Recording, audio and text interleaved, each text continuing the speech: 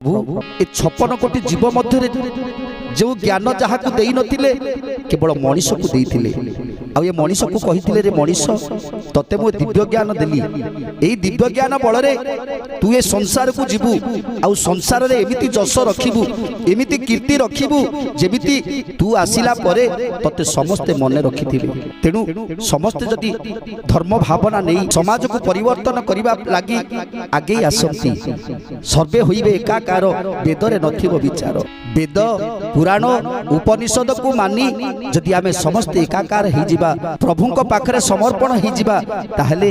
ए संसार धन्य हो जिवो